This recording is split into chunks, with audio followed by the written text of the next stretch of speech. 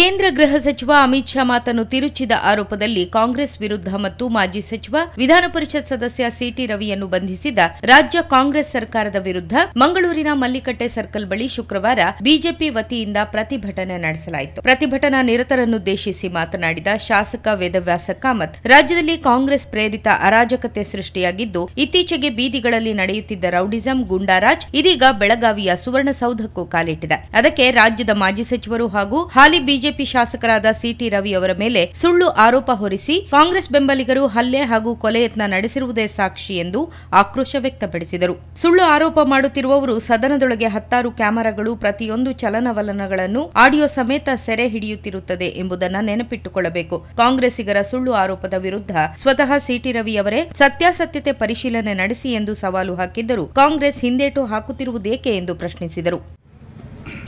ರಾತ್ರಿ ಇಡೀ ಅವರನ್ನು ಸುತ್ತಾಡಿಸಲು ಮಾತ್ರ ಅಲ್ಲದೆ ನೂರಾರು ಬೆಂಬಲಿಗರು ಎಲ್ಲಿ ಉಂಟು ನಿಮ್ಮ ಇಂಟೆಲಿಜೆನ್ಸ್? ನೂರಾರು ಬೆಂಬಲಿಗರು ಸುವರ್ಣಸೌಧದೊಳಗೆ ನುಗ್ತಾರೆ. ಹೇಗೆ ನುಗ್ಗಿದ್ರು? ಅವರಿಗೆ ಅನುಮತಿ ಕೊಟ್ಟವರು ಯಾರು? ಪಾಕಿಸ್ತಾನ ಜಿಂದಾಬಾದ್ ಹೇಳುವವರೆಗೂ ಅನುಮತಿ ಕೊಟ್ಟವರು ನೀವೇ. ಶಾಸಕನ ಮೇಲೆ ಹಲ್ಲೆ ಮಾಡುವವರೆಗೂ ಅನುಮತಿ ಕೊಟ್ಟವರು ನೀವೇ.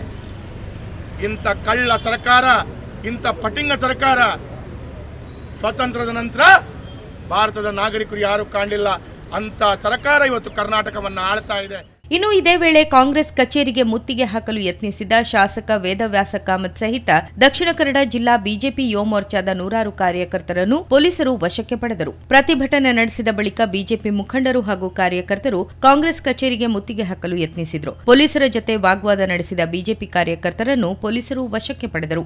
ಮೇಯರ್ ಮನೋಜ್ ಕುಮಾರ್ ಕೋಡಿಕಲ್, ಉಪಮೇಯರ್ ಭಾನುಮತಿ, ಭರತ್ ರಾಜ್ ಕೃಷ್ಣಾಪುರ, ವರುಣ್ ರಾಜ್ ಅಂಬಟ್, ಉತ್ತರ ಕ್ಷೇತ್ರ ಬಿಜೆಪಿ ಯುವ ಮೋರ್ಚಾ ಅಧ್ಯಕ್ಷ ರಕ್ಷಿತ್ ಪೂಜಾರಿ, ಭಾಸ್ಕರ್ ಚಂದ್ರಶೆಟ್ಟಿ, ದಿವಾಕರ ಪಾಂಡೇಶ್ವರ, ಅವಿನಾಶ್ ಸುವರ್ಣ, ಮಾಜಿ ಉಪಮೇಯರ್ ಪೂರ್ಣಿಮಾ, ಮುರಳಿ ಕೊಣಾಜೆ ಮತ್ತಿತರರು ಪ್ರತಿಭಟನೆಯಲ್ಲಿ ಪಾಲ್ಗೊಂಡಿದ್ದರು.